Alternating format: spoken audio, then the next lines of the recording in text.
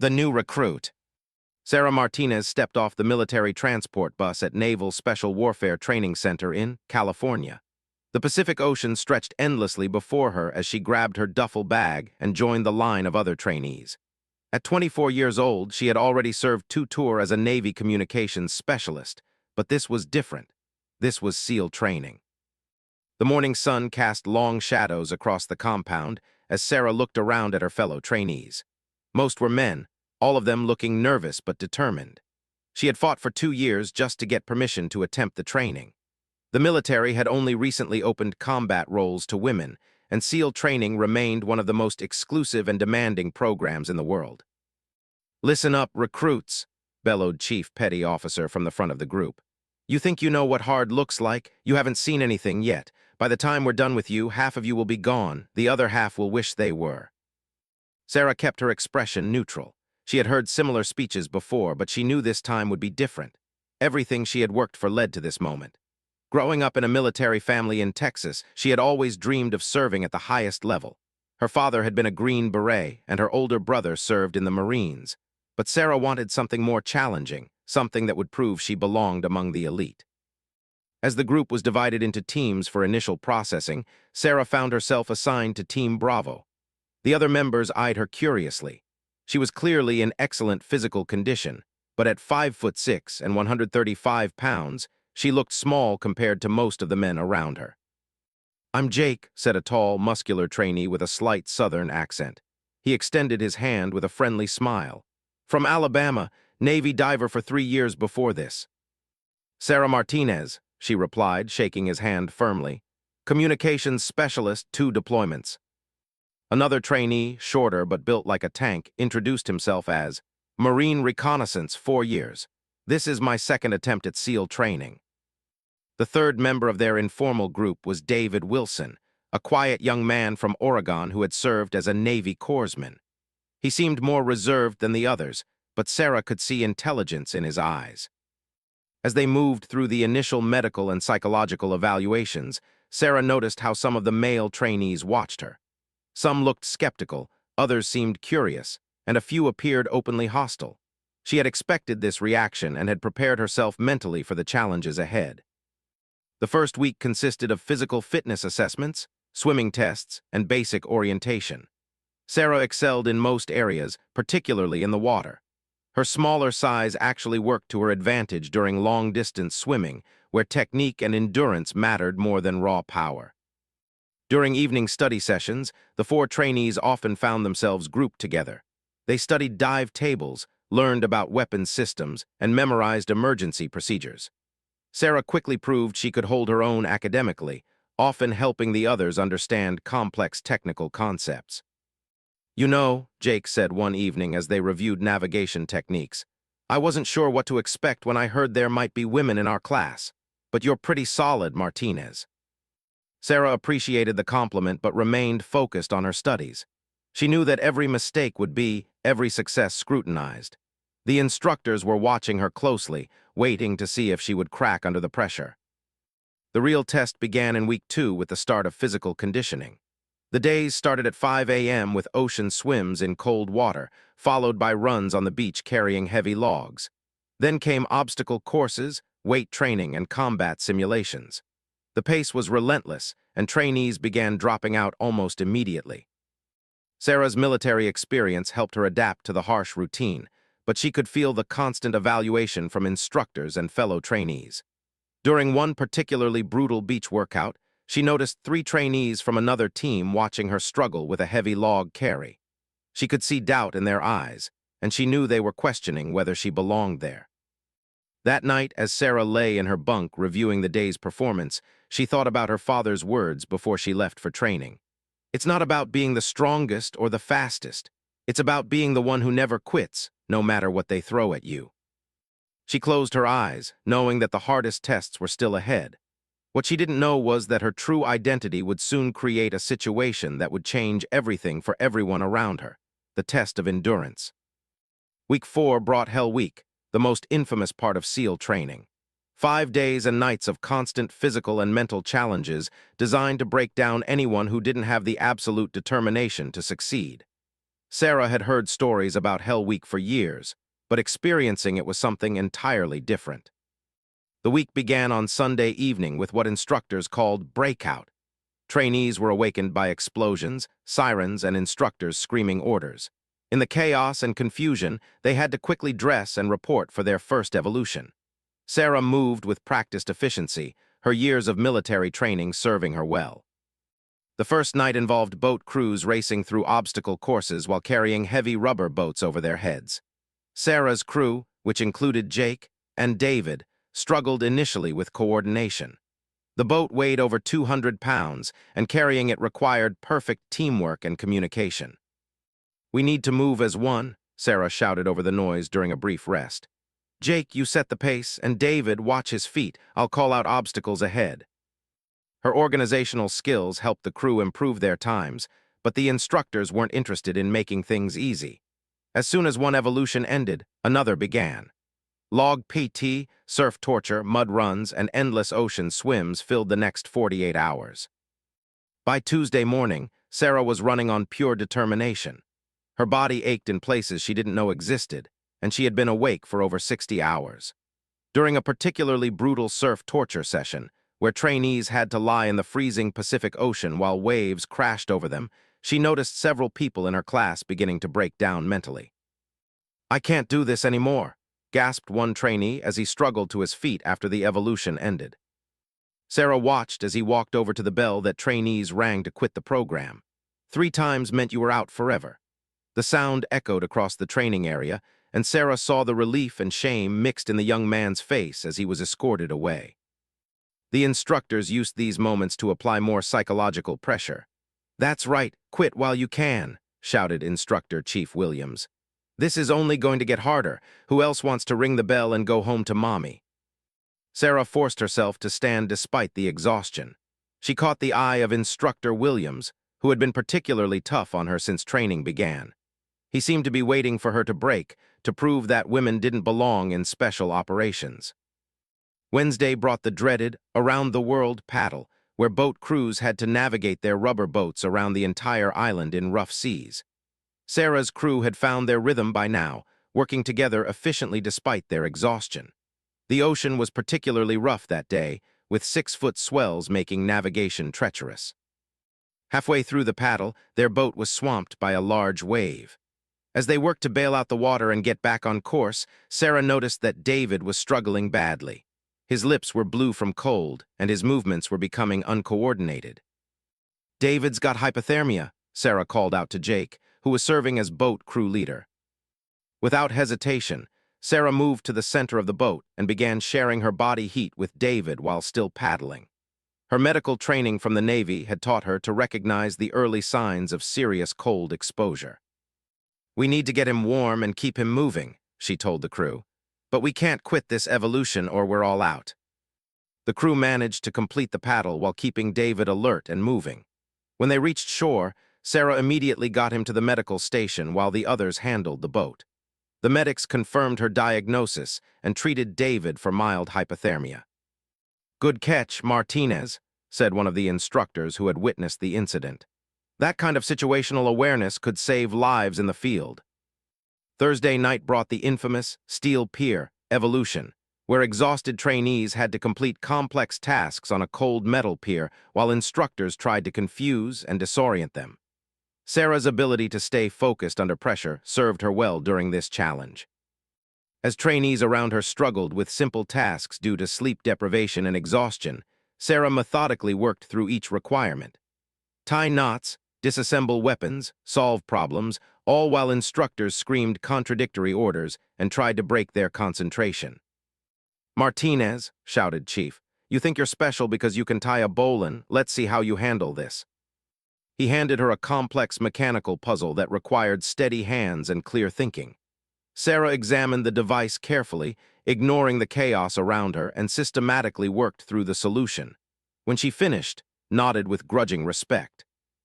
Friday morning marked the end of Hell Week with a final ocean swim. Of the 180 trainees who had started the week, only 42 remained. Sarah was one of them, and she had earned the respect of her instructors and classmates through her performance under extreme stress. As the exhausted survivors sat on the beach after the final evolution, covered in mud and salt, Sarah felt a sense of accomplishment she had never experienced before. But she also knew that Hell Week was just the beginning. The real training was about to start, and she would need to prove herself over and over again in the months ahead. Jake looked over at her with exhausted admiration. "You know what, Martinez? I'm glad you're on our team." Sarah smiled wearily but said nothing. She had learned that actions spoke louder than words in this environment, and she intended to keep proving herself with every challenge that lay ahead: specialized training. 3 months after Hell Week, Sarah found herself in the most challenging phase of SEAL training. The remaining 32 trainees were now learning advanced combat techniques, specialized diving operations, and complex mission planning. The physical demands remained intense, but the mental challenges had increased exponentially. Sarah excelled in the technical aspects of training. Her background in communications made her particularly valuable during electronic warfare exercises, where teams had to coordinate complex operations using encrypted radio systems. She could troubleshoot equipment failures quickly and maintain communications even under the stress of simulated combat. "Martinez, you're our communications lead for this exercise," announced Lieutenant Commander Harrison during a briefing for a major training operation. "Your team will be conducting a reconnaissance mission behind enemy lines. Failure to maintain contact with headquarters means mission failure." The exercise took place over a full week in the mountains of California. Sarah's team, which included Jake and David, along with 4 other trainees, had to navigate rough terrain while avoiding enemy forces played by advanced SEAL instructors. Their mission was to gather intelligence on a mock terrorist training camp and report back without being detected. On the second day of the operation, Sarah's team found themselves in serious trouble. While moving through dense forest, they accidentally triggered an early warning system that alerted the opposing force to their presence. Within minutes, they could hear pursuit teams closing in on their position. "We need to split up," whispered Jake, who was serving as team leader. "Smaller groups are harder to track." Sarah disagreed. "No, if we separate now, we lose our communications advantage. I can keep us coordinated as one unit, but only if we stay together." The debate was interrupted by the sound of approaching helicopters. The opposing force was using aircraft to search for them, making movement in daylight extremely dangerous. Sarah quickly assessed their situation and identified a solution. "There's a communications relay station about 2 miles north," she said, consulting her tactical map. "If I can access it, I can create false radio traffic that will send the search teams in the wrong direction." The plan was risky. Reaching the relay station would require Sarah to separate from the team and move alone through territory that was actively being searched. If she was caught, the entire mission would fail. "I'll do it," she said quietly. "Give me 4 hours. If I'm not back by then, continue the mission without me." Sarah moved through the forest with skills she had developed over months of training. She used natural cover, timed her movements to avoid search patterns, and employed techniques for silent movement that had become second nature. When she reached the relay station, she found it guarded by 2 instructors playing enemy sentries. Using skills from her urban warfare training, Sarah waited for the right moment and then moved past the guards undetected. She accessed the communication equipment and began broadcasting false coordinates and status reports that gradually drew the search teams away from her team's actual position. The deception worked perfectly. By the time Sarah returned to her team, the immediate pressure from pursuit forces had lifted, and they were able to continue their mission. Over the next 3 days, they successfully gathered the required intelligence and reached their extraction point without further detection. "Outstanding work," said Lieutenant Commander Harrison during the debrief. "Martinez, your communications work saved this mission. The way you manipulated enemy communications while maintaining contact with your team showed exceptional tactical thinking." Sarah felt proud of the accomplishment, but she also noticed something else during the debrief. 3 trainees from another team, Brad Stevens, Mike Torres, and Alex, were watching her with obvious resentment. Their team had failed their exercise, and Sarah could see they blamed her success for making them look bad. Stevens, a former Army Ranger who had been vocal about his doubts regarding women in special operations, approached her after the debrief. "Nice job, Martinez," he said with obvious sarcasm. "I guess the instructors are giving you the easy missions." Sarah kept her expression neutral. Same mission parameters as everyone else, Stevens. Maybe your team needs to work on communications. The comment clearly stung, and Sarah saw anger flash across Stevens' face. She had learned to deal with this type of resentment throughout her military career, but she knew it could become a problem if it escalated. The next phase of training focused on advanced diving operations. Trainees learned to use sophisticated underwater breathing apparatus and conduct missions in challenging underwater environments. Sarah's smaller size actually gave her an advantage in underwater work, as she consumed less air and could move through tight spaces more easily than larger teammates. During one particularly complex dive, teams had to navigate through a sunken ship while carrying out mock demolition operations. The environment was dark, confusing, and designed to test trainees' ability to work under extreme stress. Sarah was paired with David for this exercise, and they had to place explosive charges in specific locations throughout the ship's hull. The simulation required precise timing and coordination, as they had limited air supply and had to complete their tasks before other teams finished their assignments. Halfway through the dive, Sarah noticed that David's air consumption was higher than normal. She checked his equipment and realized that he had a minor leak in his breathing apparatus that was reducing his efficiency. Without hesitation, Sarah switched to a backup air source and shared her primary supply with David. This allowed them to complete the mission successfully, but it meant she had pushed her own safety margins to help a teammate. When they surfaced, the diving instructor pulled Sarah aside. "That was good teamwork down there, Martinez. You recognized a problem and solved it quickly. That's the kind of decision-making we need from our operators." As training continued, Sarah consistently demonstrated the qualities that SEAL instructors were looking for: technical competence, ability to work under pressure, and willingness to put team success above personal recognition. But she also knew that some of her fellow trainees, particularly Stevens and his friends, were becoming increasingly resentful of her success. The situation was building toward a confrontation that would test everything Sarah had learned about herself and her place in the special operations community. The confrontation. The tension between Sarah and the three trainees had been building for weeks. Stevens, Torres, and Had formed a tight group that openly questioned whether women belonged in special operations. Their resentment grew stronger each time Sarah excelled in training exercises, and other trainees were beginning to notice the hostile atmosphere. The confrontation finally came during the 6th month of training, during an advanced combat exercise in the California desert. Teams were conducting a complex multi-day operation that combined all the skills they had learned: navigation, communications, weapons handling, and tactical planning. Sarah's team had been assigned to conduct a nighttime raid on a mock enemy compound. The exercise required careful coordination between multiple units, and Sarah was serving as the primary communications coordinator for the entire operation. Her job was to ensure that all teams remained synchronized and that commanders had real-time information about the mission's progress. The operation was going smoothly until Sarah noticed communication irregularities from Team Delta, which included Stevens, Torres, and their radio reports weren't matching the planned timeline, and their position updates seemed inconsistent. "Team Delta, this is base control," Sarah transmitted. "Please confirm your current position and mission status." The response came back filled with static and barely intelligible. "Base control, Team Delta, we're experiencing equipment difficulties. Continuing with mission." Sarah frowned as she analyzed the transmission.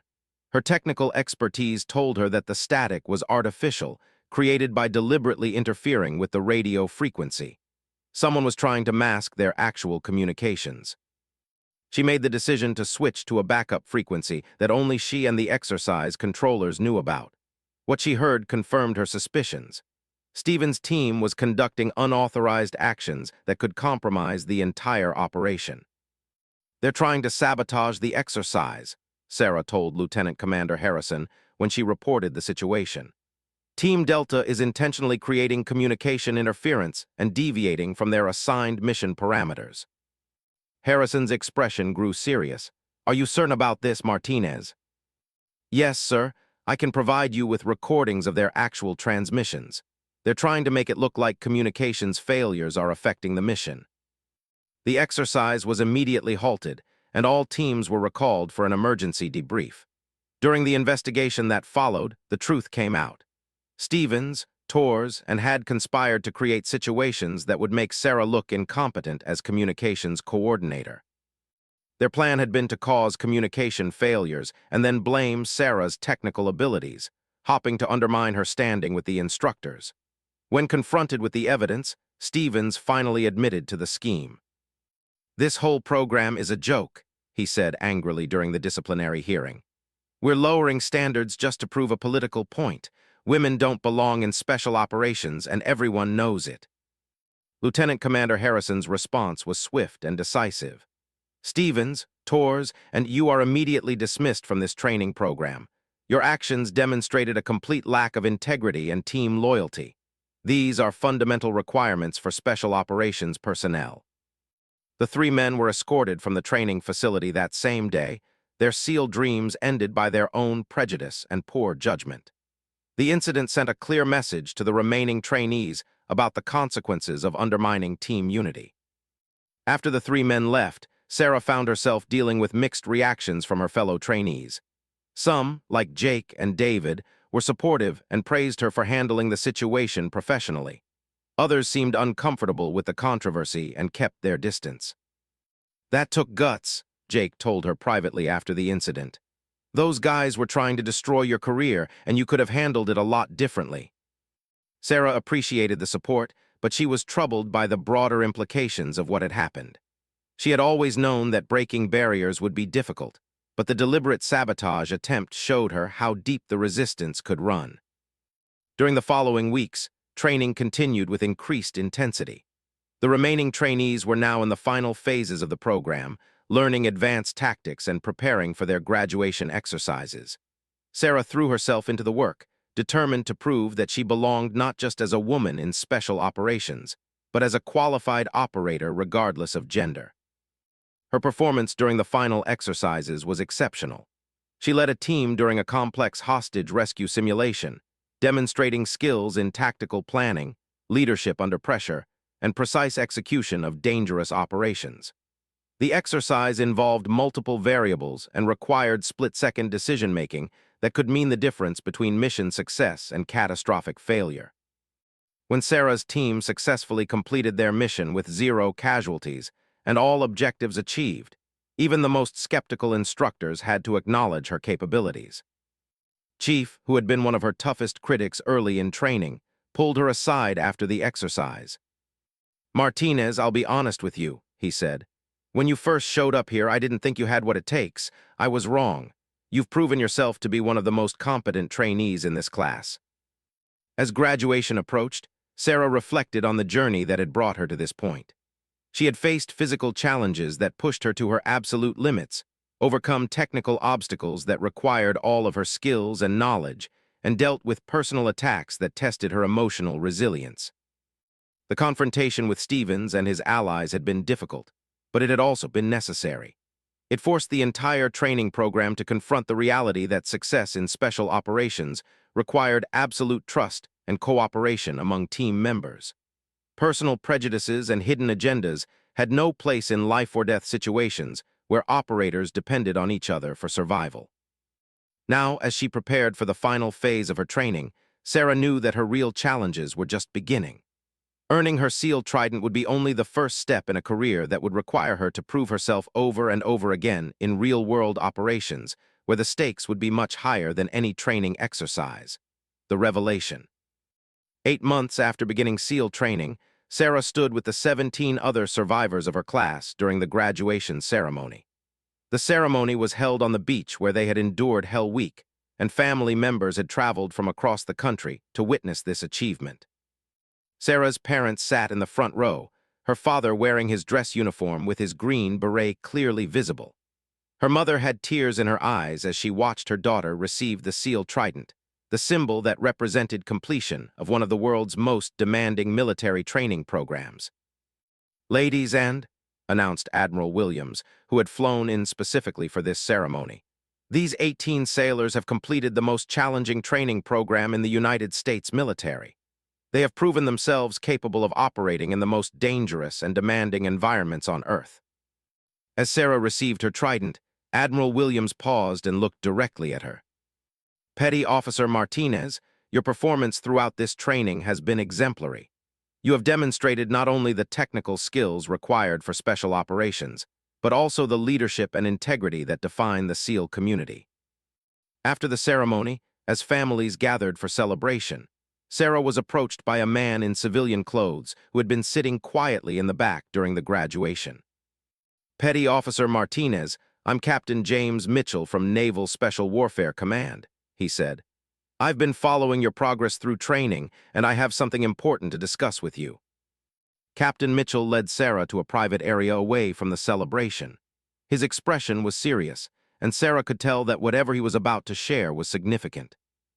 Martinez, there's something you need to know about your family background that has bearing on your military service, he began. Your father's military record contains classified information that was recently due to your success in SEAL training. Sarah listened with growing amazement as Captain Mitchell revealed information that her father had never shared with her. During his service as a Green Beret, her father had been part of a classified special operations unit that worked directly with early SEAL teams during critical missions in Central America. Your father, Staff Sergeant Roberto Martinez, was part of a joint special operations task force that conducted some of the most dangerous missions of the 1990s, Mitchell explained. He was wounded during a classified operation and received the Silver Star, but the circumstances were kept secret for national security reasons. The revelation explained so much about her father's approach to military service and his unwavering support for her decision to pursue special operations. He had known firsthand what she would face, and he had been preparing her for this challenge her entire life without ever explaining why. There's more, Captain Mitchell continued. Your father specifically requested that this information remain classified until you either completed SEAL training or decided to leave the program.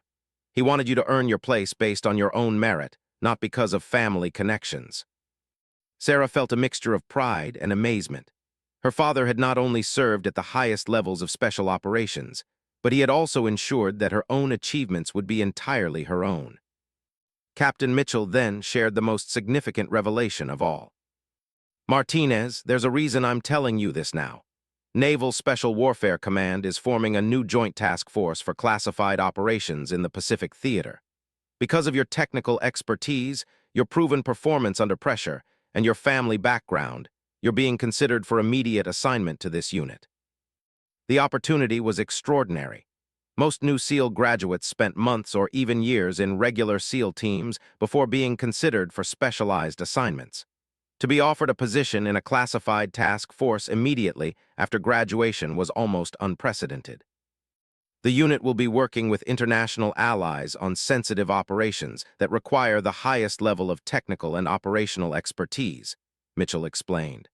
Your background in communications and your proven ability to work under extreme pressure make you an ideal candidate. Sarah realized that her entire journey through SEAL training had been preparation for this moment. The challenges she had faced, the barriers she had broken, and the skills she had developed had all led to this extraordinary opportunity. As she rejoined the graduation celebration, Sarah caught sight of Jake and David, her teammates who had supported her throughout training. They were talking with their own families, sharing stories about their experiences and making plans for their first assignments. Later, as the celebration wound down, Jake approached her. So Martinez, any idea where they're going to assign you? He asked. Sarah smiled mysteriously. Let's just say it's going to be interesting, but whatever happens, I want you to remember something. What's that? Don't forget my name, she said with a grin. Sarah Martinez, and I'm just getting started. Jake laughed. Trust me, none of us are ever going to forget you or what you've accomplished here. As Sarah watched the sun set over the Pacific Ocean, she reflected on the incredible journey that had brought her to this point. She had broken barriers, overcome prejudice, and proven that determination and skill matter more than anyone's preconceived notions about what a special operations warrior should look like. The 3 trainees who had tried to sabotage her training were long gone, their names forgotten by everyone except as a cautionary tale about the importance of integrity and team loyalty. Meanwhile, Sarah Martinez had not only earned her place among the elite, but she had done so in a way that opened doors for others who would follow in her footsteps. Most importantly, she had learned that her father's quiet confidence in her abilities had been based on his own understanding of what special operations required.